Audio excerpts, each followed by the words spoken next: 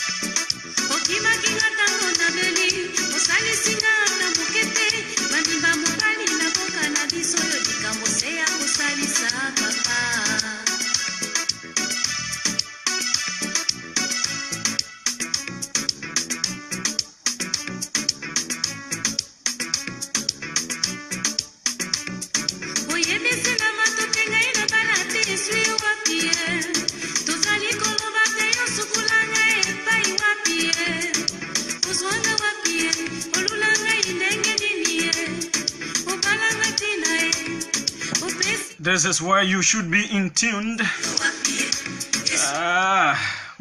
It will be hot, fiery, and trust me, you will love it. My name is Julius JALLAH GRAYFIELD, and I will here this morning on this presentation of the OK Morning Rush Hour, straight up to 10 o'clock and 9 o'clock, Reverend 40 Kappa and Paradigm Shift. At 8 o'clock, we will have a debate on the Eton Loan Deal. A member of SIPA will face up with Snare Johnson of the Unity Party, who says the deal is a good one. SIPA says no, it is flawed, it is a fraud, it is harmful for the country. So the two gentlemen will face off right here, looking at the validity of the Eton's deal. Is it good or not for our country, in a debate right here this morning. One reason why you will not go anywhere. And then we have issues to rumble into. Yesterday we told you about some tip-off we got at the GSC. We're able to go behind the scenes, and we're able to ascertain the facts, and of course we'll display them here this morning. So many things to talk about as well. But again, let us acknowledge those of you who are celebrating your birthdays on today. Some of you who are celebrating your birthday on today. Yep, certainly. So let's see who all are celebrating. So we have Mrs. Barbara Favor Danu. Okay. Happy birthday to you, Madame.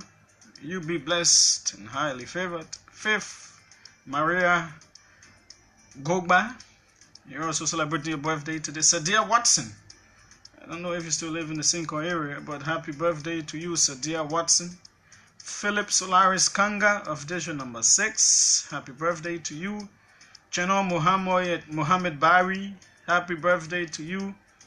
Exceeding Grace Molu. Yeah, Grace Molu. Exceeding Grace Molu. Happy birthday to you. Wishing you all of God's choicest blessings. Gifty tour of the New Georgia area and African Methodist Episcopal University. Happy birthday, Trey Grateful Heart Rich. Happy birthday to you. Jessie Lorena Coolest Queen Carol of the Barnesville area. Jessie Carol. Happy birthday to you, Jesse Carol. And well, somebody who's determined, who's focused, extremely passionate about education, loves God so much, a music minister and a friend. Nancy Choi's niece of the United Methodist University, a senior there, I understand, and the Broville area. Nancy Choi's niece, happy birthday to you. I hope you can grow in the grace and the purpose God has planned for you. So happy birthday. And of course, you're the biggest celebrant of the day. So happy birthday to all of you. All of you. Okay.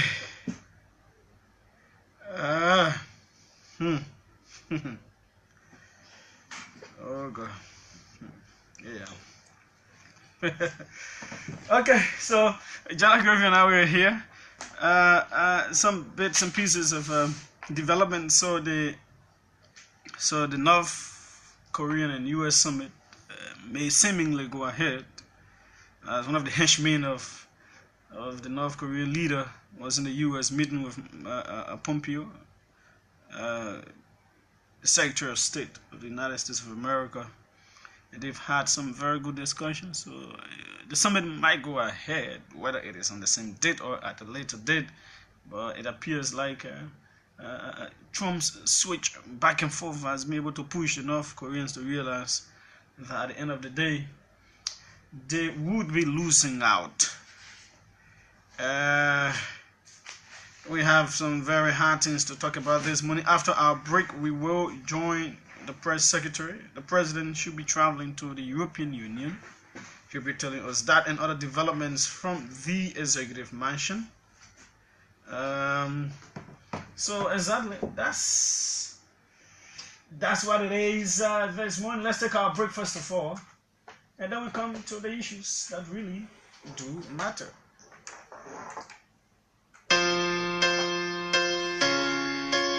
After a long week of work and stress, you need to unwind, relax, and get in your comfort zone. That comfort zone is at RLJ Kendeja Hotel. For one night a week, be your own superstar. Sing your heart out at our karaoke nights this and every Saturday from 7 p.m. till late, and relax with assorted drinks at rock bottom prices. Admission is absolutely free. So if it's Saturday, it's RLJ. Come, let's sing the week away.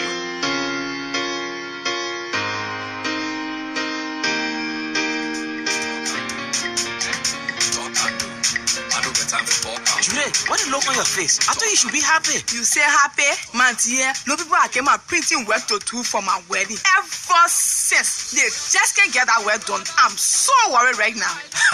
Julie, that thing is now a problem. The country is not looking the way it used to be before. Let me tell you, Vision Print is in town to solve all these kind of worries, yeah? Vision Print is the most credible printing press right now in town. At Vision Print, the people have professionals that can handle any kind of printing job. One of the good things about Vision Print is that the people can pre-finance your project. Like, seriously? The people are good at printing billboards, t-shirts, wedding souvenirs, car branding, magazines, and different kind of printing job. You just name it. So you telling me that all my problems are solved and my work will be done fast, quick, and neatly with Vision Printing Press? So how can I contact them? Vision Print is located on Lynn Street, opposite the Ahmadiyya Mosque, in the old Arsenal building.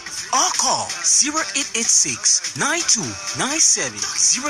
Vision Print. Like our customer satisfaction is always so you're not gonna go stand on long line just to say that interview to carry out your banking transaction or get information on banking services. GM Bank now do it again, my people. GM Bank has a software. The software is equipped to provide the following following services. Listen, it can do online banking. It will give you SMS alert with all the information you need about your banking transaction, mobile van banking services, pay global, issuance of credit card, accepting credit card payment from clients' point of sale POS services, and ATM cards. What? Isn't that incredible? Country changing banking, changing me and changing GM Bank. Yourself and me, that together. GM Bank. Banking. Say, man, why you just shining? Looking nice in your business, just booming like this. Paco, you not hear the news? What kind of news? You rather sleep in a pub or crawfish, yeah?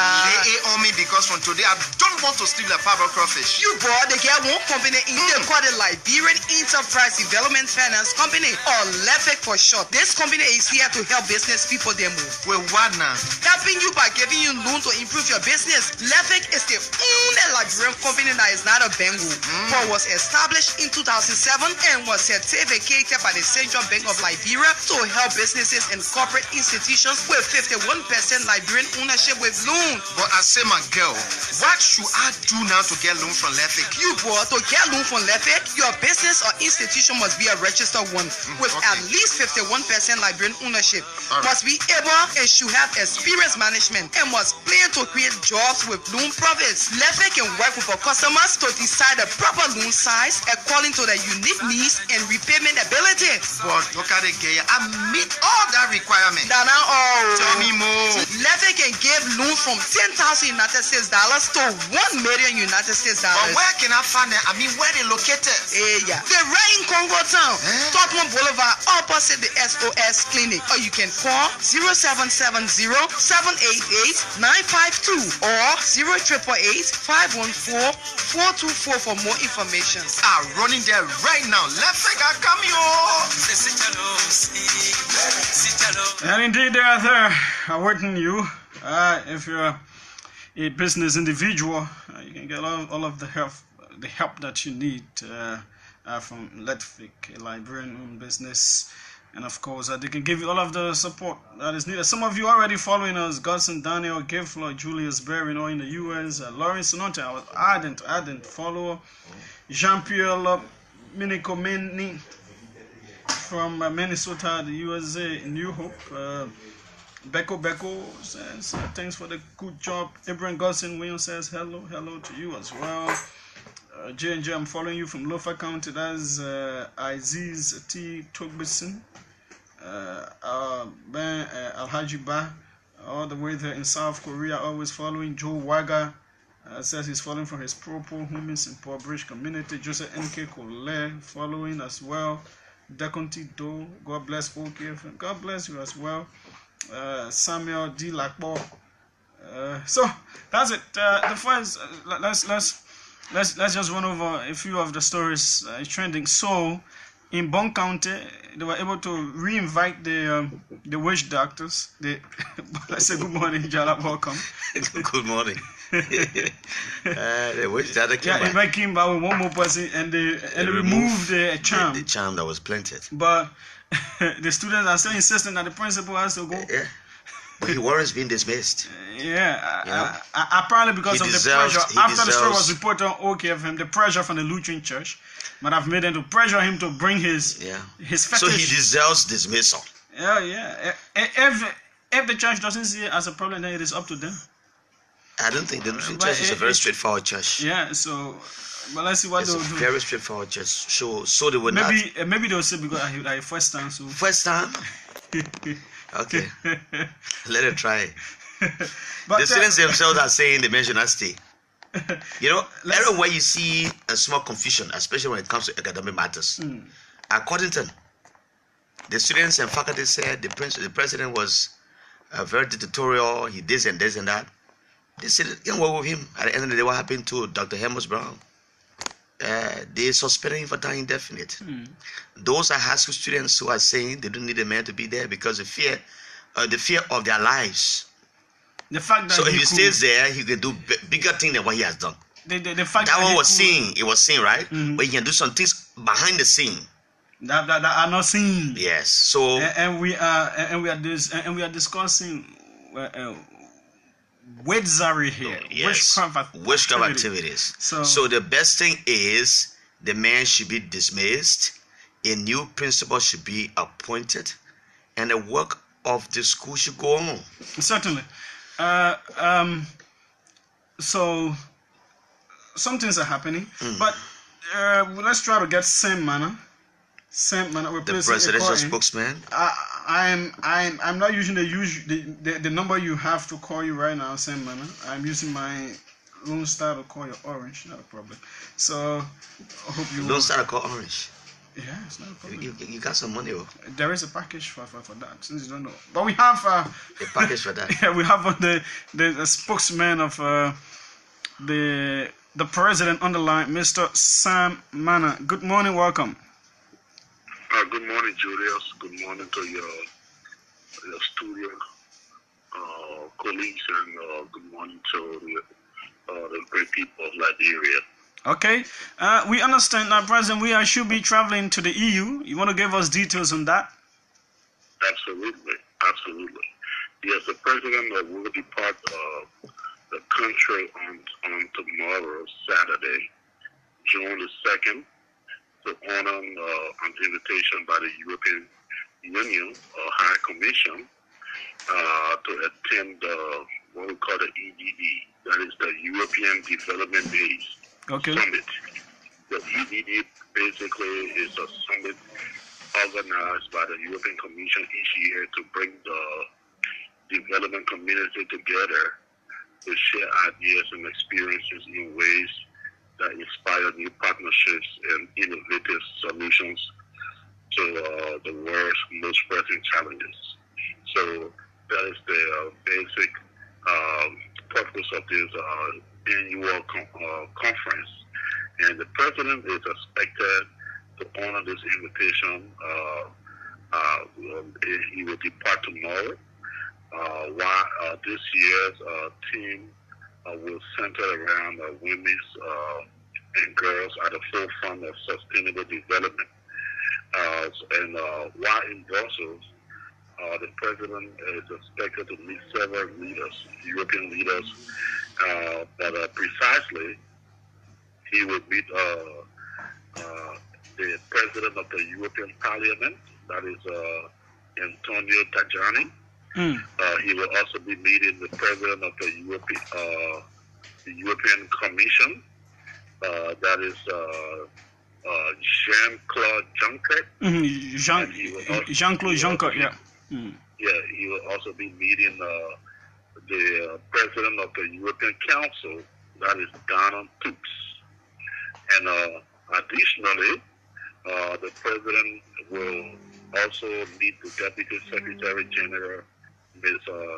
Amina J. Mohammed, at the summit. And this one is a big one. The president is expected to meet with the King of Belgium, His Royal Highness King Philip, at the Royal Palace in Brussels. While in Brussels, President Weah will, on behalf of the government of Liberia, sign an economic cooperation agreement between Liberia and the EU that will be geared towards supporting the president's pro-poor agenda. The president is also expected to engage the European Union on some previous commitment towards the construction of roads in Liberia. Now, let me ask, as we go on with this, does this have anything to do with the commitment made by the French president when the president visited there, when he said he will try to lobby with EU leaders and all that for Liberia? Well, this is all tied into that. So the president will follow up on the discussions that were held during his visit to France. He will follow up on the promises, or the promise that was made by President Macron. And just so you know, a couple of days, the president met with the ambassador of France and a group of French investors at his office. And the French ambassador did inform the president that President Macron's commitment to give Liberia $10 billion, that money is almost ready. So yeah, because people have been very concerned about the 10 million, whether it has come or what is happening. It hasn't come yet. So it is very important that you're talking about it. Yeah, it's almost ready. And people gotta understand these things are not magical. These things take time. There are a lot of processes, especially when it comes to bilateral negotiations and what have you. It doesn't happen overnight. Yes, we visited France about 3 months ago, and the money was promised, but most people expected the money to be given immediately. No, it doesn't work that way. So we were informed by the French ambassador that money is almost ready. And also, the French president at the time made a commitment to further push the case for Liberia road construction with the EU. So this is the president is going to also bring about discussions about these issues, and he's also going to explore other avenues for investment for Liberia and economic prosperity. There are several notable speakers at this year's event, and I will just try to run down a list of those that would be those confirmed speakers at this year's summit. We expect to have Her Majesty the Queen of Spain as one of the notable speakers. We expect to have Jean-Claude Juncker, the President of the European Commission. We expect to have Warner Hoyer, the President of the European Investment Bank. We expect to have Kristalina Georgieva, that is the Chief Executive Officer of the World Bank. We expect to have Her Royal Highness, the Crown Princess of Denmark. And then Raj Mark Christian Kabori, the President of Burkina Faso. And our own His Excellency George Manawia. So the president is expected to also speak there? Yes, he is going to speak at the forum. Yes, that's why he was invited. So we can like infer that he will be seeking support for Liberia. Well, that will be part of the conversation. But the president is also going to push the issue because the overall theme for this year is about women, how women can contribute to society and sustainable development. And so the president is also going to be making a case for Liberian women. Okay. And some of the issues confronting our women in Liberia, our girls, some of those issues are confronting them. He will also address those issues and also thank the European Union for their support and express the need to strengthen the partnership that have subsisted between the European Union and that of Liberia. Okay. And also solicit other support as much as he can on behalf of the country. Okay, before we go to any other development, who are expected to be part of the delegation? This delegation is going to comprise of just give me the second here. We expect to have the Minister of Foreign Affairs, Honorable Wesonga Assembly. We expect to have the Minister of Finance, Honorable Samuel Itue. We expect to have the Minister of Information, Honorable Linguigi Mangbe. We expect to have Honorable Emmanuel Shaw, Advisor to the President, Honorable Chokunkui, Minister of State with a portfolio, Honorable Akaros Moses Gray, who is the head of the Liberian delegation to the ACP EU Joint Parliament, and some other supporting staff. Now, I am concerned that the president is traveling to a women conference, and you didn't mention the gender minister. I've not heard the name of any woman. So why he's carrying all these men behind him, all these ministers? What would they be doing? The gender minister is going to depart the country today with the advance thing, and we all will depart together along with the gender minister. I'm sorry. Okay, but still, many Liberians will be concerned about all of these ministers going to a women conference. Yes, we know that there will be conversations. It is not a women conference. It is not a women conference. This year's theme is centered around women's development and how they can basically contribute to society and some of the challenges that are confronting them. But it is not a women conference. Okay. Thanks for making that clarification. The conference is basically a yearly conference. We really understand all of that. We are just concerned about the role of all of these other ministers and advisors and all of that. Well, you got to understand all of these ministers play a cardinal role. You have there will be economic discussions. Okay. It's not you need a minister of finance there. You would need the presidential advisor. You would need there will be bilateral discussions. You would need a minister of foreign affairs there. Okay. So these are normal people that normally travel with the president on his regular travels. So it's not a female conference. It's a conference geared towards development. It's just that this year's team is surrounded by women's development and how they can contribute to development and the society at large. Okay. Any other development from the president's office? Yes. Another great development, or should I say, breaking news is that yesterday evening, the president received a personal letter from President Donald Trump. So yes, this was the first of its kind. Initially, when the president took over, he received a congratulatory message from the State Department on behalf of President Donald Trump, something that is customary.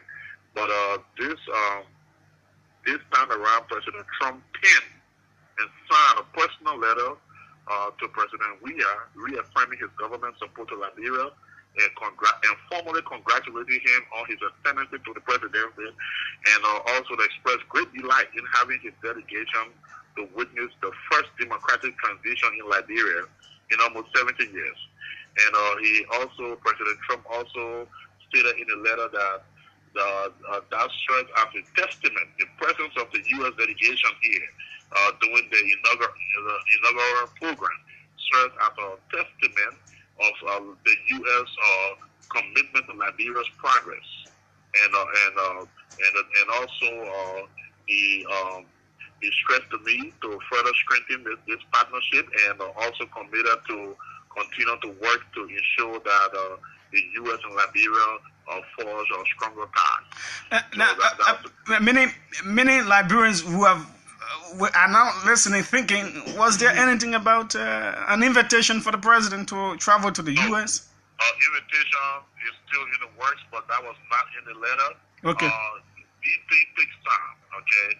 If you notice, President Trump has only met with about 2 African presidents since he took over. And he's been how long? He's been in power for a little over 2 years, if I'm not mistaken. So he has only met with about 2 African presidents. So these things take time. Eventually, at some point, the president will travel to the U.S., but the modalities have to be worked out. Okay. So it's not a rush. Right now, the president is focused on working to deliver for the Liberian people. Traveling to the U.S. will come once the modalities are worked out. Thank you very much, Mr. Mana, for filling us in this morning. Thank you. Okay, he's Sam Mana, presidential spokesperson, and hopefully we'll also be hearing from him on their trip to the European Union. Okay. Yes, I think this visit by the president to the European Union also signifies the importance of strengthening relationship with other partners around the globe. You know, when the president visited France and had a talk with the French president and met almost 500 business people or so, there was a pledge by the French president to lobby on behalf of Liberia to get some international assistance. And so this visit, I hope that by the time he does that, Liberia will stand the benefit of something tangible as a result of the commitment made by the French president then. But much will be said after the visitation and after all of these commitments are made. Again, going to the U.S., it is good that the U.S. president has recognized and has reaffirmed his support to strengthening to forming relationship with our president. that has allayed the fears of Liberians who think that Ambassador Weah is in good rapport with the U.S. president. And as Mana said very well, since the ascendancy of Donald Trump 2 years ago, he has met just 2 African presidents. The latest was the president of Nigeria, where America contributes almost $10 million every year. Million? In $1 billion. A billion. Yes, $1 billion in aid to Nigeria. So that's a good start, and we hope and wish the president and his delegation. Aaron Tikon, that's not why he said he didn't say President Trump invited President Weah. He wrote him a personal letter, not invitation. It was so don't get it wrong, and it has not gone anywhere, so that we cannot make it appear. Yeah, but he has received a personal congratulatory letter. Since the ascendancy, forging deeper ties with Liberia. Okay, so we want to remind the government on something, which is important. When they came up with this circular about the reduction in tariffs and all of that, well, I am sure they are supposed to give us an entire listing of the commodities concerned. The Yakin mentioned 3 or 4, and etc. Which made the whole thing to appear so simplistic. And besides, there should be time frame telling us that by this time this thing should start taking effect, because obviously it's not going to take effect immediately. It will take time. Because obviously business people will tell you, say, I bought my goods at the time the rate was high, and XYZ. But then you can't allow the business people to continue saying that for as long as ever. So there must be you have a time frame, a cutoff point that this starts to take effect. And of course we are supposed to know all of the because we were only thinking it is 3 or 4 products. And the information minister said 2,250 products. That's a whole lot of stuff. So we should have you should be by this time furnishing us with the list of those items, and we can do your work and read it out here. Yeah. And the concern of the Liberian people have been placed on the issue of rice. So if you are saying 2,000 products already, you have lifted the tariff on them, you must tell us. You can give us the listing of that. We can read it on this radio. We can discuss them, because Liberians are concerned about the political commodity called rice. So I was somewhere yesterday, someone said, oh, so the president feed a Liberian, but I just greedy people, The only thing we eat are just chicken feed and pig feed. But those are commodities that are consumed on a daily basis, and every household now have to partake. But rice is important. The tariff on rice should be dropped as well. And that's a concern of the people. Those are the people who hear every day. We talk with them. So when they express their concern about these things, we have to put on the microphone to inform our leaders that this is actually what the people want. Okay, then we move on to this. Let's listen to this. Proposal for amendment of Article 45, Article 48 of the Constitution. I wish to propose for enactment into law and for onward presentation to the registered voters for amendment of the Constitution a proposal for a candidate for the presidency of Liberia and a candidate for the vice presidency of Liberia who comes second place in the presidential election to be senator and member of the House of Representatives and the legislature, respectively, of the Republic of Liberia for the same term as any other senator or member of the House of Representatives, legislator, elected by a county or constituency of a county. As it is, Article 45 of the Constitution provides in part as follows. Quote, each county shall elect 2 senators. Article 48, on the other hand, of the Constitution provides in part that, quote, the House of Representatives shall be composed of members elected for the term of 6 years by the registered voters in each of the legislative constituencies of the counties, unquote. The situation is that given that election of senators and members of the House of Representatives, legislators, is by simple majority, persons elected to both houses of the legislature get far lesser votes at any election than candidates for the presidency and vice presidency of Liberia, who will come second in the presidential race. Yet, after a presidential election, these candidates for the presidency and vice presidency of Liberia, who will come second are relegated to the court. So, Senator Vanny Sherman's proposal, he wants for people who will come second in presidential elections, and the presidential runner and vice presidential runner ought to be senator and representative. Are people forced to? People run for? No, you know, it is a democracy, and people have the right to propose a whole lot of stuff that they want to propose. But you are talking about altering. It is an altering of a big portion of the Constitution, because then we will start to change how senators are voted for. According to the law, 2 senators for each county.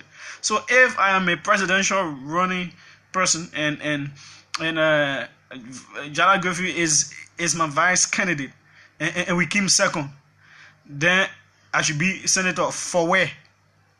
Which the country you come from?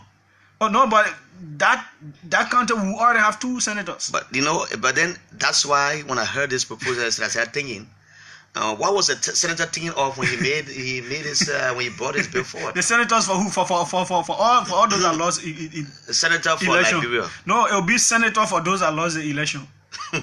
But which county does he come from? No, there will be no county. So you are countryless. So your own of county now is those that lost election. Then the other person becomes representative for those that lost election. So it almost reminds me of what I just said the other day, that if all the Liberians are saying the conduct of by-elections are expensive, if somebody goes on like in the case of President Weah and Vice President Taylor that won the election and their seats are vacant, and we are complaining about money, the best thing to say is that those parties that produce the president and vice president, she just named somebody to be their representative in the Senate, or also representative. If you just say if you want to be senator, we are sending someone. I don't know a country. I tried doing some reading. I don't know a country where it happens. But if you want to be president, you run for president. If you want to be vice president, that's what you run for. If you want to be senator, you run for it. You fail, you fail. If finish that other consideration there. Sorry, Papa, but I think it will not even survive the committee. But that for me, I don't know what the woman was thinking of. It will not survive committee. But the fact, what I'm saying thinking on is, why will he be making such a proposal, and but that's an additional burden on the country. You understand, Julius? So you have 2 senators for each county. So after every presidential election, someone who becomes a loser, who comes second, like in Queen contest now you win, and you have second runner, right? So you gonna get a person prize too. We're not here for that one. Not be the pageant, yo. And so, but the coolies are there. They will look at it. It will not survive anything, JALLAH. No, it can't go anywhere, man. I believe that. It will not survive. It doesn't make sense to me. It doesn't make sense. Yeah, so we move on to the final talking point, because our guests, I think they're already arriving. We'll have a debate here this morning. Johnson and anybody from SIPA, and one of the SIPA, I've spoke with Waka Jaliba last night. Either he will come or Jacob JALLAH. One of them will be here. But we got this tip off about the Auditor General challenging the president and all of that. Does not want her salary to be cut and all of that, blah blah blah. We got that tip off, so we thought to do some research. We started to do some research on this particular matter, and of course, duly informed the Liberian people. So, the General Auditing Commission is one of those mentioned in the Constitution, Chapter 10 of the Constitution, Autonomous Public Commissions. And it says in Article 89 that the following autonomous public commissions are hereby established. This is the Constitution of the Republic of Liberia. The Civil Service Commission, the Elections Commission, and the General Auditing Commission. The legislature shall enact laws for the governance of these commissions and create other agencies as may be necessary for the effective operation of government.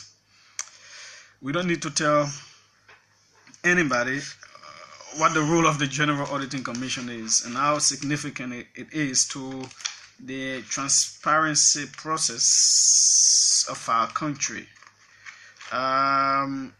So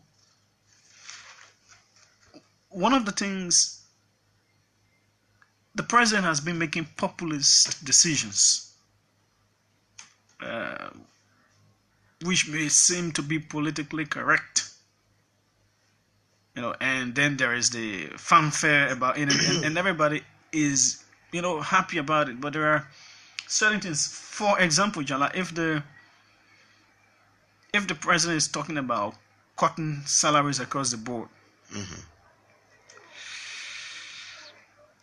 our understanding is these entities are established by law that do not even sit in cabinet, but that are very germane to the transparency process of the country.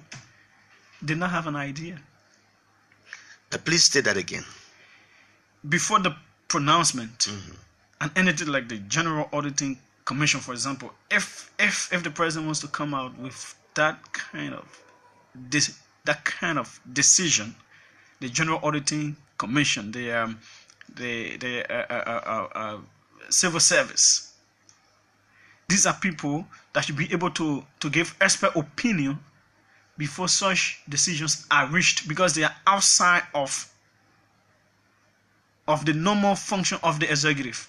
Yes, they are constitutionally established entities with certain mandates which should not be interfered with. So for an example, you want to talk about salary cut. There should be what I call an opinion from the General Auditing Commission, because it is the one that looks after all of government monies and audits and all of that. So in short, what are you saying about them? There was not an opinion. So does that exempt them from being affected by the salary cut? No, that is not what we are saying. If you look at an entity like the General Auditing Commission, set up by the Constitution, and then according to the act of the legislature, that commission should be independent, even financial independence of the General Auditing Commission. Our country has acceded to the Mexico Declaration on SAI independence, and also to the Lima Declaration. And all of these declarations, one of the reasons why Liberia has been scoring high is because of the independence that the General Auditing Commission has demonstrated, and the kind of work that they've been able to do without being politicized. So it will be prudent for these entities to have some opinion. For an example, most of those who are the big auditors at the GSE, most of them were trained by government, sent out and trained by government. You have like 7 or 8 of them. And if they fall, first of all, they're supposed to have financial independence as stated by the act that created that entity. So this kind of interference, for example, if you call those people pay and start paying them $3,000 or $4,000 as an auditor. So you're thinking about that independence, right? Yeah, the kind of independence, and whether those people will be willing to still work for the GSE if they could get bigger money with different entities. And so it is a tricky situation. Yes, the president came up with this decision which all of us hailed, but there are other sides to really look at, because these people are well trained. They are some of the best in the country that we have. Very independent. If you look at the amount of audits that the GSE has undertaken, you will be surprised. And all of those reports are right before the PAC, the Public Accounts Committee. Sometimes they look at it, sometimes they do not look at it. If you check the Global Witness report, it will tell you that most of their findings were based on the GSC audit of the National Oil Company of Liberia. I agree with you, Julius, at some point, but the particular point is, it is not to say, of course, we understand that the Auditor General met with the Finance Minister yesterday, and they presented their payroll and all of that, but these are concerns too, because as an entity that is supposed to audit all of government entities, first of all, according to the act that created them, their budget is supposed to go directly to the legislature. And that's why the GSC reports to the legislature. It does not report to the executive branch government. But now their budget was placed through Finance Ministry, which is also an auditee of the GSC. But it's the Finance Minister that disburses salaries of government officials and all public servants. But their budget is supposed to go directly, and we even understand if you go through the budget, only about $90,000 for the GSC for audit processes. So I don't know how you expect them to really do all of the audits. Let me tap into what you said earlier. It is very important that those who are in these integrity institutions be well paid.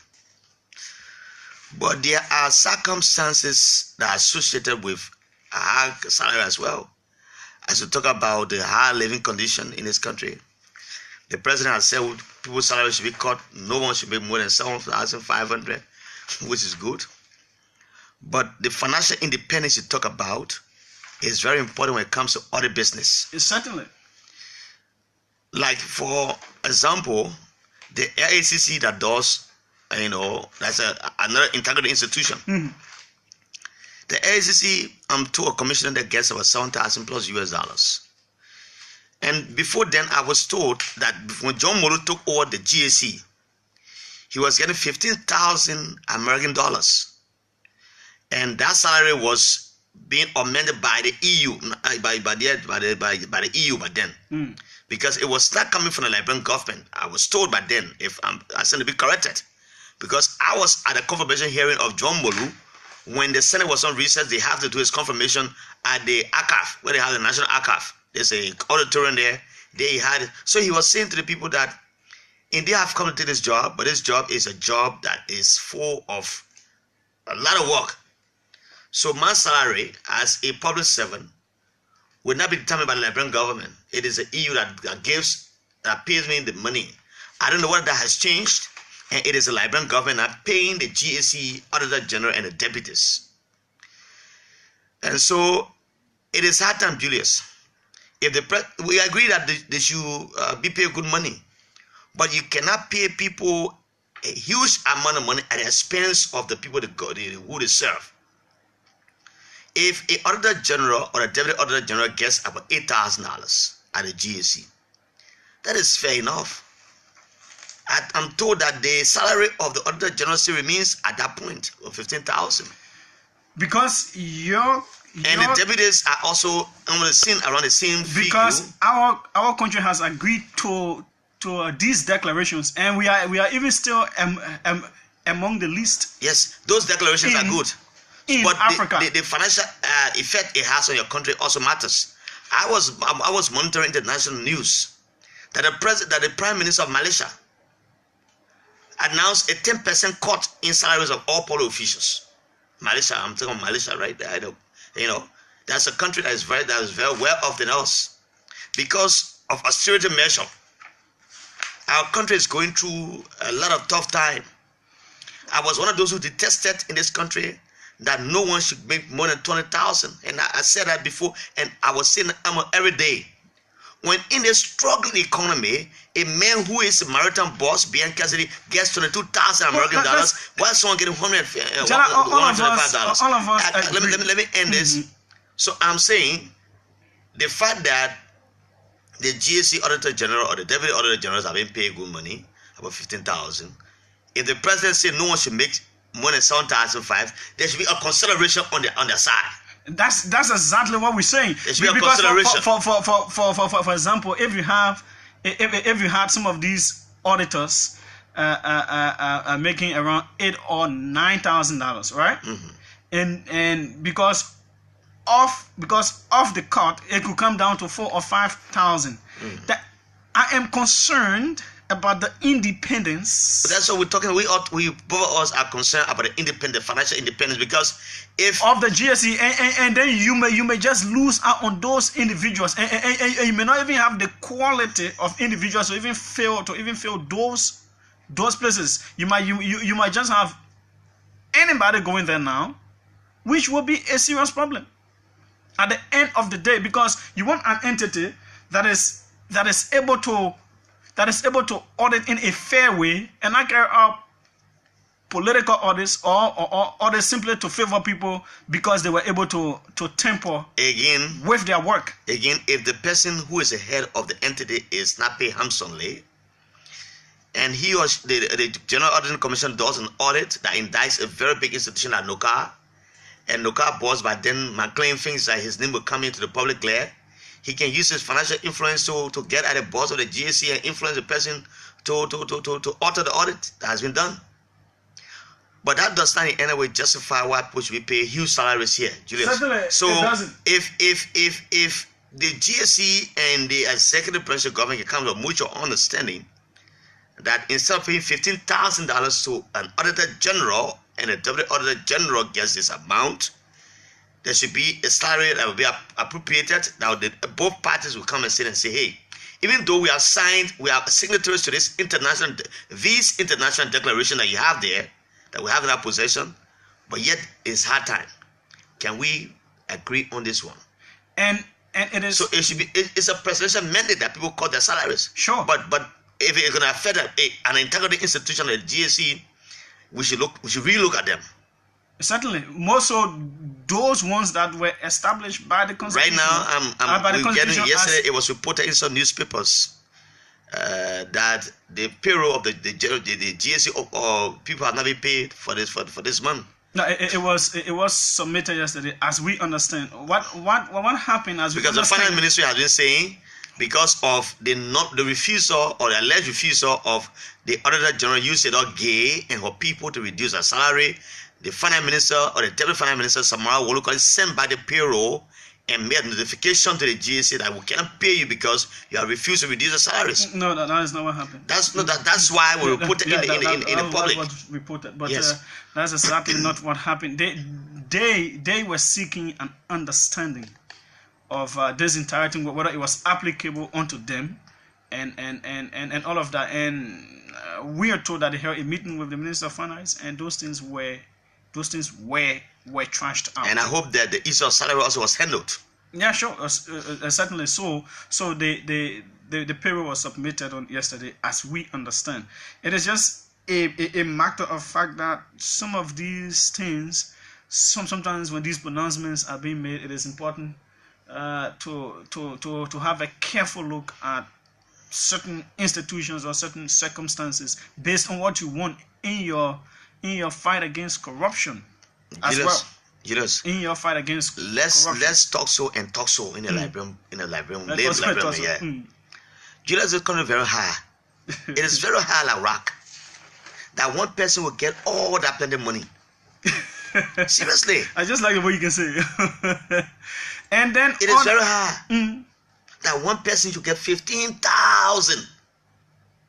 If somebody can survive on $150 or $125 per month as a public servant working for government, and he or she has responsibility just as the other man who is making 15,000, but he survives on the petty looking money like $150, but somebody making 15,000. That is high time, and when it costs some of this money. Certainly, and all of us agree. All of us agree that where people have been earning the disparity is so high, extremely high salary. It is not even near equilibrium. It is above the ladder. You know, I think the president was magnanimous to have to call for a salary cut because it would save us a lot of headache. Those salaries that have been cut can be redirected to other areas. It is also important. It is also important not to be cutting salary and increasing. Can you imagine from the party chairman of the CDC and James Barney, about 40 persons, 40 human beings with job titles recommended to an entity like the GSC that they have been vetted by the party and all of that. To go to GSC? Seriously. They are auditors. Who qualified them? The party qualified them. And this, my concern is about the issue of transparency, fighting corruption, blah, blah, blah. Those entities are above that ladder. Let me say this, Julius. The GSC is not like the Minister of Transport, for example. Where you can say, you say, I'll send one director there. Or I'm sending you to the Minister office or have you employed, or the GSA. That place, you know, one thing I respect John Molu for, most of the people who work in that GSC, John Molu, when he entered here, there's a place called Palm Hotel on Broad Street there, on Broad and Rana Street. Most of the young people you see in that place were selling in that place. There were guys who had just graduated from university and they were looking for a job, looking to find a job. John Molu took many of them and trained them as auditors. Most of these people were sent out of the country to be auditors in this country. So auditing job is not someone you just take because the man is qualified, he has a BSc. But he must be trained in that area. Now, and someone by sending someone to the GSC and say, employ 40 people. Someone is making a very good point that slipped off. He said, I think the most logical thing is to make these adjustments when these contracts are up for renewal, not when they are already in effect. So government's payroll runs for an entire budget year, right? So if you're earning this salary for a certain time frame, that's what you're playing around, right? Come again? If you have contracted for a period, like the government payroll runs for one year, right? 1 year. So and this particular budget year never ended when they started cutting the people's salaries. There's also an issue with the civil service that people earning above 1,000. You know that civil servants pay are salaries that cannot be cut. You can only increase. Yeah. But this. But how much they make it say can be cut? But some of them, like the people who serve at a higher level, earn over $1,000, and their pay will also be affected by this presidential mandate. It is one issue that the civil servants have. So these are all some concerns. Yes, the intent is really good, but the first mandate from the president said beginning the new budget year, and then there came another mandate that said now. So they need to better explain that. Yeah. So when does it take effect? It is already taking effect. So it is like you are working with OKFM and they contracted you for a time period. That period doesn't end, then they say they come and call your pay before that period ends. And one of our guests is here already. Sylvia Johnson is set for the debate. So let's start taking some calls. Yes, we'll take by some calls. By 8:15, we'll take the guys in. It's a very hectic discussion this morning. It promises to be very interesting. Watch out for us on Monday. Monday is a bomb. Inform your family members, your friends. Soon in the morning by 6 o'clock, put your radio on OKFM. Monday. Tune into OKFM because for the past 2 months we have been analyzing and reading through certain documents, and the thing that list I heard from in the document from Global Witness about people receiving pay from Nukara, just small one. You will be surprised to hear names of individuals. We will read out names on this radio on Monday. Some of the people we think they are people of integrity. You will cry for their this names country. Are on that list. You will weep. You will weep for this country. What has from 2011 to 2014, all of you that have been getting money that you should not have gotten. It's an honorarium from NOCAL. They call it the big word honorarium. Honorarium. The ones I say what the honorarium. You get a salary from government already for you. Then you go to NOCAL and take your money for it. It's an honorarium. So NOCAL was a pepper bush. You can just go and pick your pepper from there. On Monday. It was a pepper bush. On Monday. Wow. Just get set for okay. On Monday, it will not be a small thing in this town. without fear, with no fear nor favor, nothing of any kind. We will put fire in our Even bosoms. if your name has J at the end, and the first name is Julius, even if that is how it will be, your name will be called on this radio. We will give you date. We will give you check numbers. Thankfully, we are the only human beings in this country that have that. To God be the glory, great things He has done and greater things He will do. We will play our part to save this country. We will play our part. And that is why we leave our homes as early as 5 o'clock and running here to inform you and educate you. We didn't come to play. Yeah, don't play. We didn't come to play. We come to inform. We want this society to get better. That's why we get up from our homes and come here every morning. And we'll also do it so that these things do not happen again. So that these things do not recur. Let's take our calls, Julius. Let's make the people small. Oh God, I can't wait for Monday. I can't wait for Monday. Keep bracing yourself for the discussion on Monday. 0880-939395 077-700-995 are the numbers. So call us. The phones have been ringing. I didn't come here. Let me do something quick. Yeah. Okay. Good morning. Welcome. Okay. You don't seem to. Good morning. Good morning. Go ahead. Let's hear you. Hello. We put you on. You want to talk? So good morning. Welcome. Morning. Good morning, Julius. Good morning, JALLAH. Yeah. Go ahead. Let's hear you. Thank you guys for your analysis and the topic brought forth. Let me start with Senator Sherman. I don't know if you guys have taken notice of this. Since Senator Sherman had that arrest, that medical arrest, and went to the States and got that operation.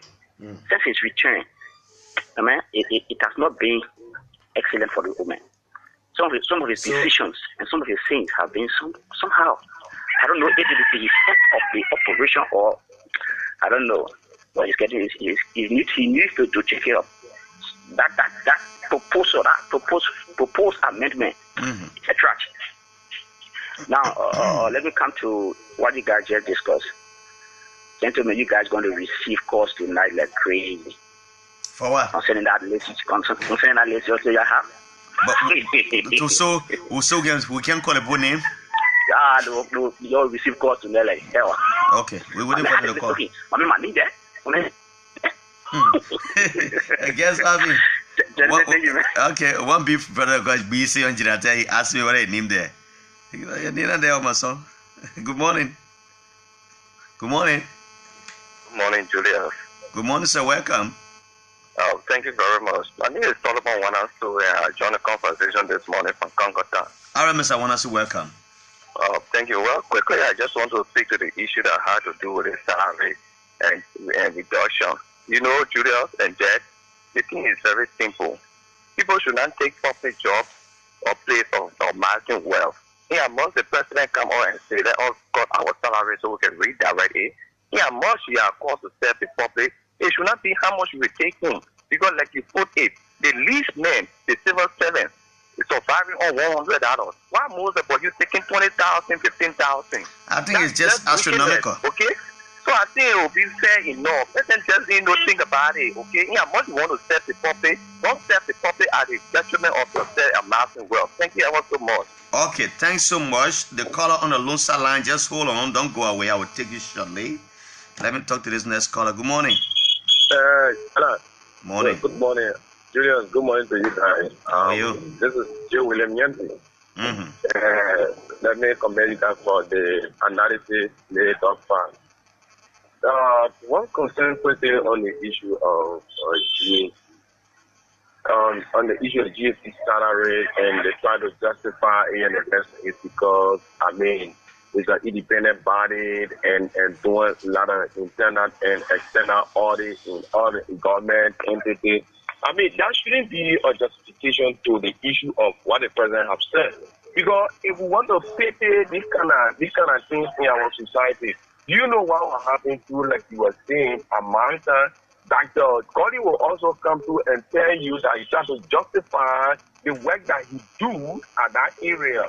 Then you go low, somebody will come from NRA will say, oh yeah, okay, we ourselves too, we are the one collecting the taxes for the country. So we deserve to have it, because if you cannot pay all this amount, do you know what will happen? The taxes will not go into the government cupboard as it is supposed to be. Okay. So let our brothers and sisters keep reading and labor this money. Okay.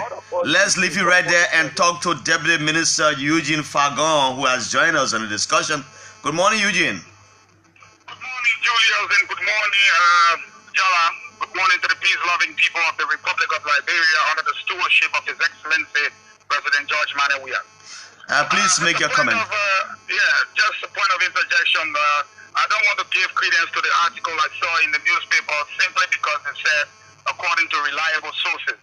Which article is that? The headline that carried the issue with regards to GAC. Okay. If you read, you will see it says, according to reliable sources.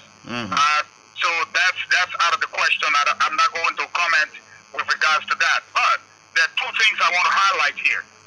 The agency may be an autonomous agency, but it is not independent of government.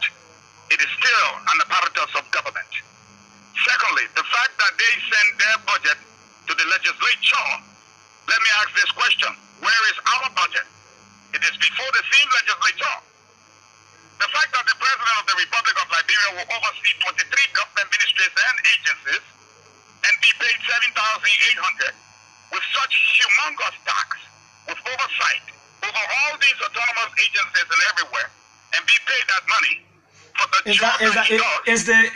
Is the president paid $7,800, sir? I said about $7,800. Well, it is obvious that the president cannot make as compared to a minister.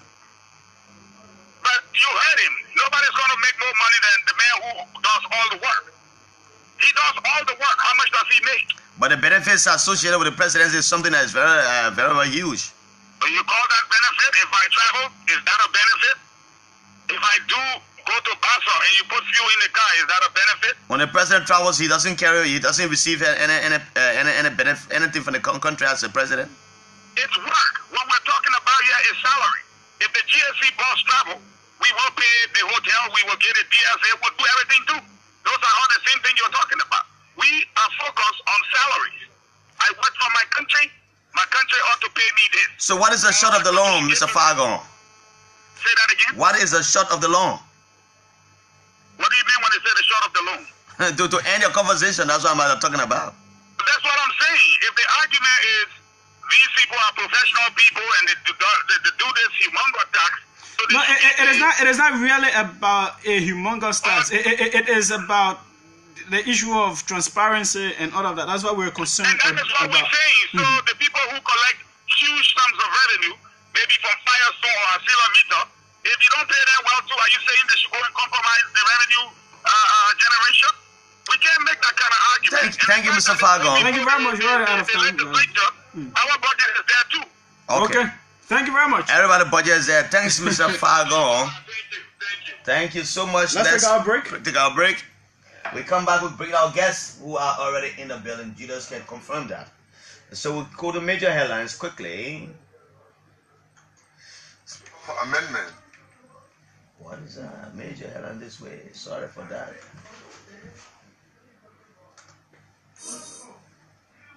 I cannot go to school cause no more money. I can't stand no more cause no more food. I cannot go to school cause no more money. Hey yo, excuse me, Mr. Journalist. Sorry, we cannot take most of your calls. So that's exactly what it is. We'll go straightly into the papers. But I'm really still getting confused now, and I just want to ask you some questions. The people, you have yours. You have yours then. I have mine. Okay. I mean. Okay. So we move on to.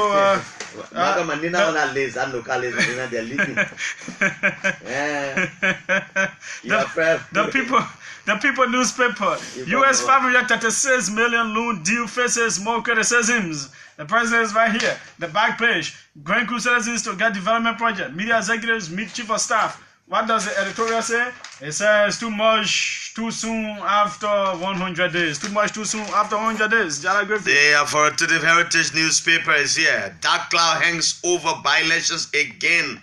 And I see President We are here with phobia and Speaker Tyler and rest of the people to the front.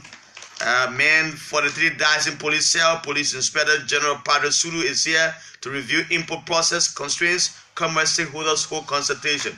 Professor Wilson Tapper is here. MPHRL hosts major meeting in Monrovia next week. Toba Nyiswa is here. The editorial of the Heritage. It says yearning for more support to mitigate fire outbreaks. That's the editorial, Julius. Okay, I move on to the Inside newspaper. Inside says from by-election contests, Sherman wants certain lawmakers stopped. Woman 90 complains Supreme Court Associate Justice to President Weah blames him for illegal land purchase. But the back page with indefinite suspension, Cottonton president slammed. The editorial here says GOL must ensure the conduct of the by-elections. The New Republic resigns before contesting. Senator Sherman submits bill to restrain lawmakers. That's a good one. Yeah. Resign before contesting. That in a same thing he told that other one. Yeah, but the other one he put inside is not correct. MPA to collect hidden US $7 million ITMD Brown assures. That's Malcolm Scott Balls, that's what you say. Good news for the MPA. APM terminals, BVAC rigs summon for allegedly rejecting local currency. Dixon Sibo is here. Bring back US $445 million if. Eugene Fagon is here. Representative Core Defense VP Taylor says local chiefs induction was a surprise. All right. The back page has finished. Let me go to the editorial of this paper as our guest. Jacob JALLAH and Seth Johnson are with us outside there. The media should be nationalistic is the editorial. Julius, up to you. You see the other man? It said that you guys want for those people to negotiate with you people. That why you guys are sending anything he thinks to a Monday. Just watch and see. Julius, don't even talk. And this is someone who's supposed to know some of us integrity. Who the person Raymond Roberts. Someone who knows me from childhood ask her about to negotiate with who. If you want to negotiate, we're not saying on this video. But the people know who all they can negotiate with. I mean, the people that us they can negotiate with. Don't even make me verse here, man. That means someone's going to negotiate with. You see Monday? Go ahead. Monday, this time we get on fire. Go ahead, my son. The analyst newspaper, this country will force we use. What does the analyst say in the front page, Julius? Lead the people. Anti-VP venom is fruitless. Pundits say VP Taylor above free amid misguided censure. US 500,000 bonus authorized. Former president approved no car bonus payment. There's something gonna happen in her too. Ellen, there's something gonna happen to Ellen too. Somalia drive takes on new phase. President, we are dedicated to one of Japan freeway. What does the editorial say? The Senate must act. The Christian News is the next newspaper. Average Jesus, thanks for the Christian News newspaper. No schedule for sex. No schedule for sex. Female pastor caution at LCC Mother's Day program. UM church steps on gay lesbian pastors. And I see Reverend Dr. Samuel Kwao is here. The Bible says offering survivor. Ghanaian prelate cautions Liberian pastors. Church belongs to God alone. Reverend Dr. Liberty stated at COB 36th anniversary. Let me go to the editorial if it has. Let me see it and read it quickly. I'm going for the editorial. Nothing can destroy Christianity if we live like Christians. That's it, Julius. Okay, the women voices. We are Estors Ellen for Somalia Drive Road. Dedicates phase 1. Breaks ground for phase 2. Rights group holds dialogue on human rights issues in Liberia. Fallen AFL soldier wife receives $70,000 death benefit. Tony Blair urges we have to translate change into reality.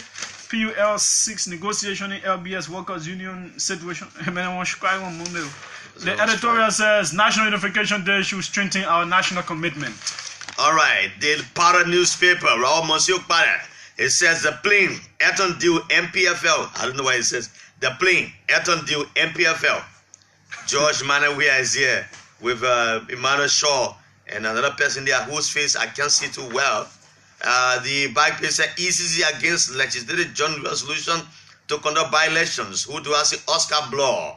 President William Mendes impasse according to be resolved immediately. As he said, goes there right here, he's talking in a wetsuit. Liberia, this diaspora engagement program reactivated. Let me go to the editorial of Rock Paddy's Para newspaper. I'm going there right now. Well, we gotta be a little faster. Yes, now. The time is. Kudos to UN AFL MOD for our fallen heroes. That's a funny paper. Okay, then we go to my final one is the Inquirer newspaper. BVAC, APM terminal still refusing Liberian dollars. House plenary concerned. President Weah promises progress in 2 years. Election group against resolution for by-election. Eugene Fagon hits hard at Ellen's government for high U.S. rate orders. Good morning, JALLAH. Good morning, Julius. Zidane resigns. Okay, on that sports. Editorial says, the editorial in the Inquirer says, make them to comply. Make them to comply. And we'll make them to comply. Okay, so, okay. Judah can just usher in our guest. Yeah, okay, as they are ushered in, just like when you go to church. Let's take this one. Part of what is even being introduced as part of a document, especially that is written even in the official or the original submission of that document, presents itself as plagiarism. Plagiarism in the sense that you go to the Constitution of Liberia, extract certain issue and bastardize it as such. I consider that plagiarism. Wait a minute. Hey man, give me a chance, man. Give me a chance. Do not use that kind of word because you don't understand that word. Plagiarism. Plagiarism. You know that word? You know that word? Someone says, please send a listen to the hot pepper. They can't, when they find out we're not listening, they can send it to us. We do our investigation, you say, send it. It will come from Red. That's the only place you can get it from. You can huff and puff, you're not finding it anywhere. Don't wait for Monday, y'all know what happened in the town. Okay, so we have two distinct gentlemen in studio. Let me get my stopwatch. We've already eaten some of the time, so we'll just run quickly. We join the introduction and their opening comments and everything. Why the feel they do is good or not a good one. Okay, we're set. We're set now. So, good morning, welcome, gentlemen. Good morning. Jacob, welcome, Snare, welcome. Good morning, thank you. Okay, thank you. So, we'll give you 5 minutes each for introduction and to tell us exactly, to lay out the background for why you believe you, Snare Johnson, that this deal is a good one for the country, and Jacob JALLAH, why it is not good. So, we'll start with Snare Johnson to introduce yourself and tell us exactly why is this Ayrton deal good for our country. Your 5 minutes start now. Thank you very much. You know, our country has come a very long way. And there have been challenges, there have been inequalities, there have been deprivation for certain group of people in this country throughout our history. And of course, our political processes are also evolving. And now we can see democracy is thriving. I come from the opposition Unity Party and an executive of the Unity Party. And so it's obvious that, you know, one would expect that my views would be an opposition view. But this is what I believe. When I joined politics as an 18-year-old in 1985, I joined politics to make sure Liberia becomes a better place. That my motivation, the reason I'm into politics, the reason I support a political party is that Liberia become a better place. And of course, that has not changed. When Simon Doe won our party in 1985, we expected as a leader that we always support him to make sure he succeeds. And of course we did that, yet we're in opposition. But when Simon Doe crossed the red line, you know, going after people's life and all of that, we believe anything that has to do with the constitutional involvement of people's life, we of course raise the flag. And we have not changed. Charles Taylor came to power when he defeated us in 1997. We respected him as a leader and we wanted him to succeed. Today, from the Unity Party perspective, we have lost the election President Weah is the president, and we are under obligation as Liberians first and foremost to support President Weah succeed. But most importantly, as a Southeasterner, a region in our country that have been deprived, that have been isolated, that have been marginalized when it comes to national development, I support President Weah for any action in his role as president of the. Our law requires that the executive go out there, look for means by which the people's lives will be better off. And of course, one of those things is the loan agreement with Elton that is supposed to benefit the good people of the Southeast. Anything that will bring relief to our people. You know, when you live and work in the Southeast and you know the anguish our people go through because of bad roads, Southeast is cut off from the rest of the country half of the year, every year.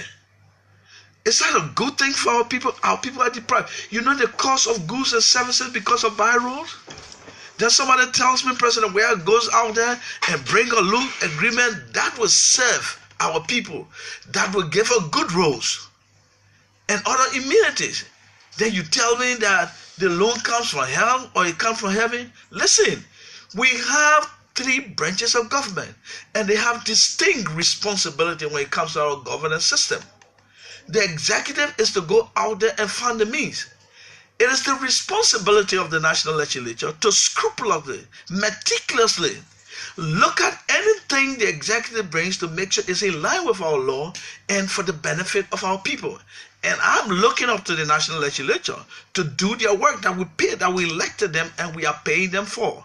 But I support this law because, most importantly, I support it on moral ground and socio-economic ground for the people of the Southeast. You are finished. Thank you. Okay. He didn't use all of his time, but that's okay. So let's reset. I his time on mine. Jacob Jallah, why do you feel this is not a good deal? So no, it's not about Jacob Jallah, for example. First of all, I was introduced here as a member of the Center for Policy Action and Research, CPA for short.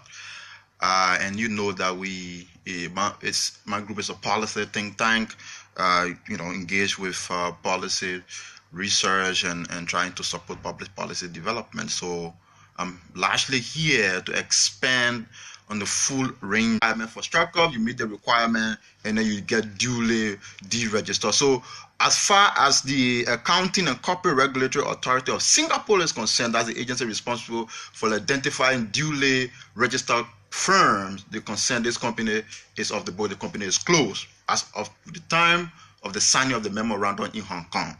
But also as part of the investigation, we further that we sort of figure out, okay, is there any atom finance anywhere on this planet? We identified that there is a registered company in Hong Kong, not Singapore, which is counterfactual to the loan agreement or the draft loan agreement or the proposal of the memorandum that was signed in Hong Kong, that there was a company registered under Singaporean law. There is none under Singaporean law, as I already stated. But this is a company. There's a company called Airtel Finance, which is the same company they talk about in Singapore, registered in Hong Kong. But our research also revealed that this company was only registered on March 16, 2018. That's like about 2 months ago. So if you look at the details of the loan, you see that largely anybody will be forced to conclude that this company was registered because the company that existed in Singapore 2.5 months ago or less. And so the conclusion, therefore, is this company was largely registered for the purpose of this loan, which raises not necessarily legal, which is a question about illegality, but it raises broad and profound questions about risks and suspicion. But this country will not commence payment on the loan until year 8. So we have a 7-year principal interest-free payment period of 7 years. I'll talk about that. So after 7 years, in the 8th year, upon the passage and the ratification of the loan agreement, we'll begin payment on the loan. So in the 8th year, our financial analysis ran the number, the bit of amortization. We realized that... Yeah, time.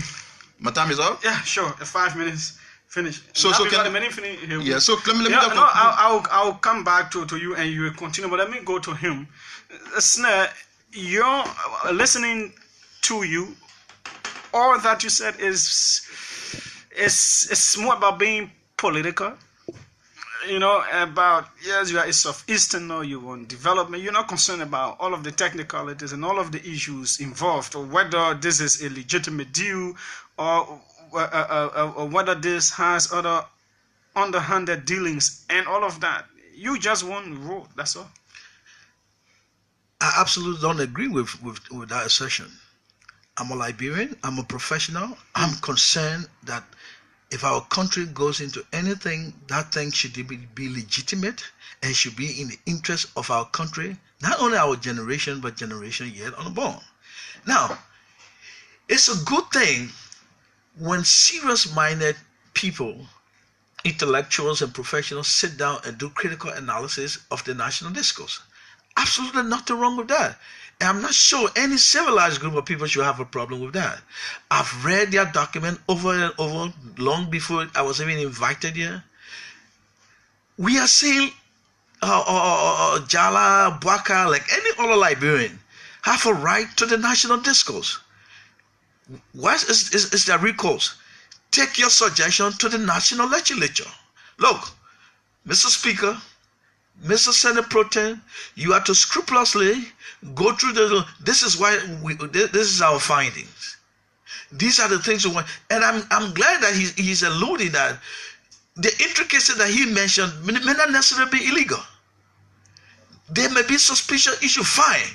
This is why our law says the national legislature should deal scrupulously with all loan agreements that the executive have signed. Okay, so let us come back to him now to further on some of the other issues. Yeah, I was just talking about and again, one of the findings is that the loan agreement didn't clearly, and it should have been, in fact, this is an 8-page loan agreement.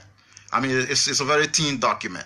It needed to include, a number of technical, consider a number of technical additions that was absent. One was the document does not have a fully, nicely, neatly laid out repayment schedule. So what our analyst did was to say, look, if we're paying like 1.46% as a fraction of this, loan given to us as interest rate per annum, how much money are we going to pay at the end of the payment period? So we realized that in the 8th year, we'll be paying close to about $43 million. So let me go to the Excel sheet, the spreadsheet here. So loan will be provided, and in the first year, we'll pay like $35.7 million in equal installment payment and $7.8 million in interest. So year one is around $43 million. For the $3.5 million. So I don't want to go through, the 15-year period since we don't have the time. But if you add the number up, you'll be talking about 12% as a fraction of the principal will be paid to the lending party. So at the end of the entire process, we'll be paying almost $600 million, 62% to a specific company under the agreement that will be the primary implementing construction firm under the contract.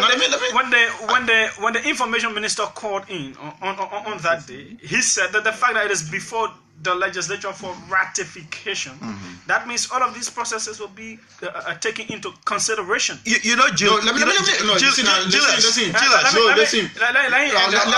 can't keep shifting here and there. Let's have a matter of analysis here. The point is clear. You read the loan document. The loan document says, there's already a clear determinant and the choosing of a particular company to roll out the infrastructure project in the Southeast. That has to be made quite clear. The document says that clearly. And what the following point